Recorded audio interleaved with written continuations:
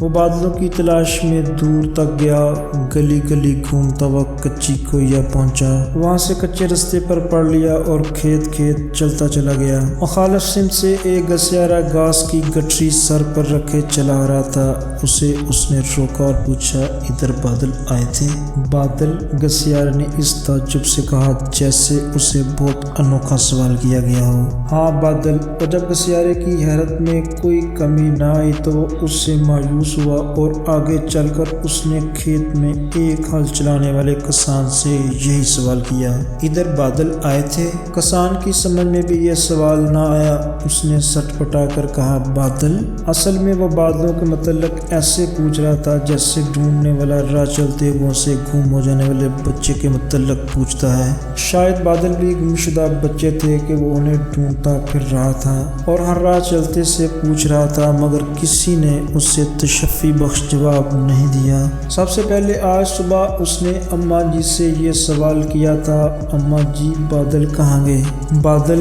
ارے تیرا دماغ چل گیا ہے، جلدی جلدی منہ ہاتھ دھو، ناشتہ کر اور اسکول جا۔ اماں جی کے اس انداز بیان نے اس پر ایک ناخوشگوار اثر چھوڑا۔ اس نے بے دلی سے ہاتھ منہ دھویا، ناشتہ کیا اور کتابوں کا بیگ گلے میں ڈال کر اسکول کے لیے گھر سے نکلا، مگر گھر سے نکلتے ہی اس کے ذہن میں پھر وہی سوال ابھرا، بادل کہاں گئے؟ اور اس کے ساتھ اسے رات کا وہ وقت یاد آیا جب اس نے بادل امنڈتے گرجتے دیکھے تھے۔ جب وہ سونے لگا تھا اس وقت آسمان بادلوں سے خالی اور ستاروں سے بھرا ہوا تھا، ہوا بند تھی اور گرمی سے نیند نہیں آ رہی تھی، اس سے مشکل سے نیند آئی۔ پھر جانے کیا وقت تھا، اس کی آنکھ کھل گئی، جو وقت بھی ہو اس کے لیے وہ آدھی رات تھی۔ دور آسمان پر بادل ایک گرج کے ساتھ امنڈ رہے تھے، بیچ بیچ میں بجلی چمکتی اور اس چمک میں وہ بادل بہت کالے کالے نظر آتے۔ اسے لگا کہ بہت زور کی بارش آئے گی، مگر اس میں نیند کتنی خراب ہوتی ہے، بس اسی اندیشے سے اس نے آنکھیں بند کر لی۔ ایسے ہو گیا جیسے اسے خبر ہی نہیں ہے کہ آسمان بادلوں سے بالکل خالی تھا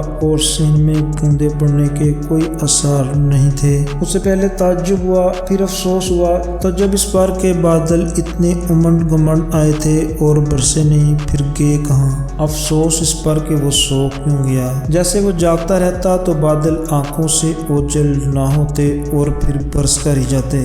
وہ بارش ہو جاتی تو موسم کی پہلی بارش ہوتی، مگر اس کے سوتے ہوئے بادل گھر آئے اور چلے گئے، بارش کی کوئی بوند نہیں پڑی۔ برسات کا موسم خالی گزرا جا رہا تھا۔ اس نے چلتے چلتے ایک بار پھر آسمان کا جائزہ لیا، دور تک کوئی بادل نہیں تھا، خالی آسمان میں سورج عین اس کے سر پر چمک رہا تھا۔ وہ اسکول کا راستہ چھوڑ کر کھیتوں میں نکل گیا، کھیتوں کے بیچ پتلی پتلی بٹیوں پر ہوتا ہوا وہ دور نکل گیا۔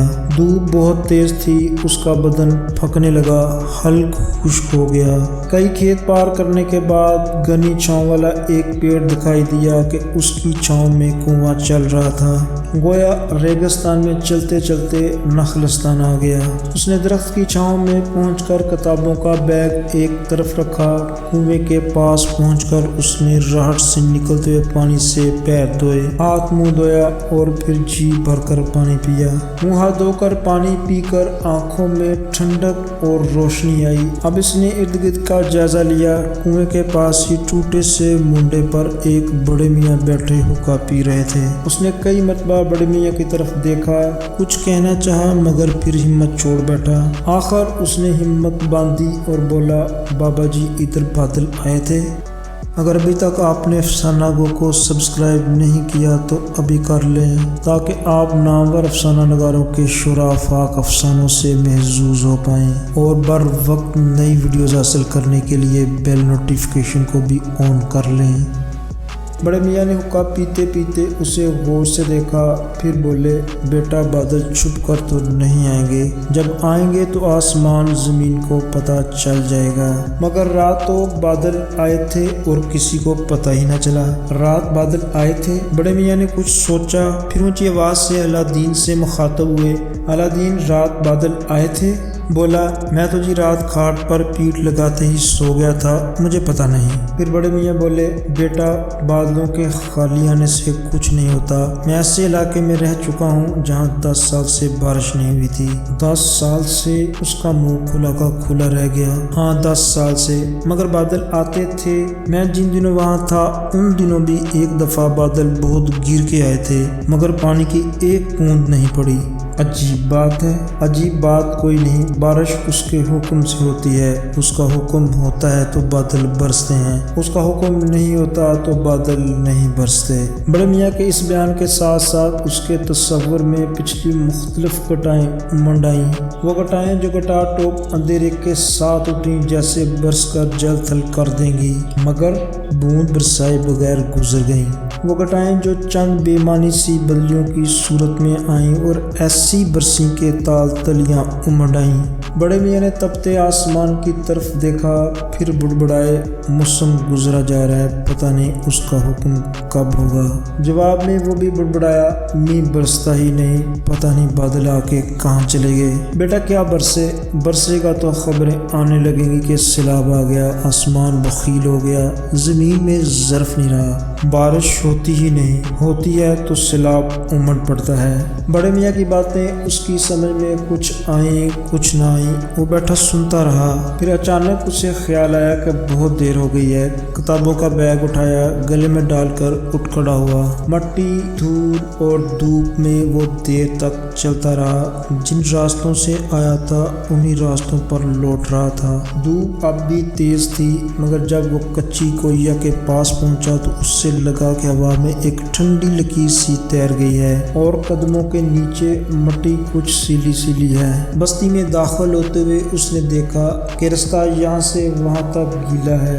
درخت کے اس کے جاتے وقت روز کی طرح دھول میں اٹے کھڑے تھے، اب نہائے دھوئے نظر آ رہے ہیں، اور نالا کی پچھلی برسات کے بعد خشک چلا آ رہا تھا رواں ہو گیا ہے۔ خوشی کی ایک لہر اس کے اندر دوڑ گئی۔ اب اسے گھر پہنچنے کی جلدی تھی، وہ دیکھنا چاہتا تھا کہ اس کے سین میں جو جامن کا پیڑ کھڑا ہے وہ کتنا تر و تازہ ہے۔ گھر پہنچ کر اس نے فضا کو بارش کے حساب سے بدلا ہوا پایا۔ جامن سے بہت سے پتے نیچے گرے پڑے تھے اور گیلی مٹی میں لت پت تھے، باقی درخت نہایا دھویا کھڑا تھا۔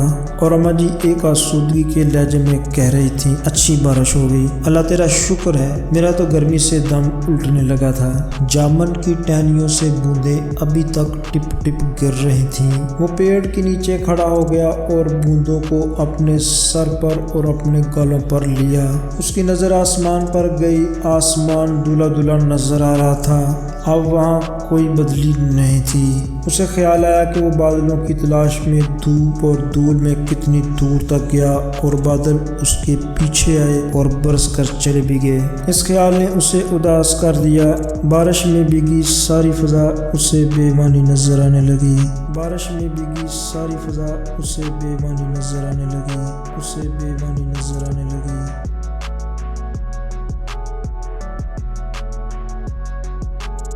افسانہ گو کی ویڈیو دیکھنے کا بہت شکریہ، چینل کو ضرور سبسکرائب کر لیں۔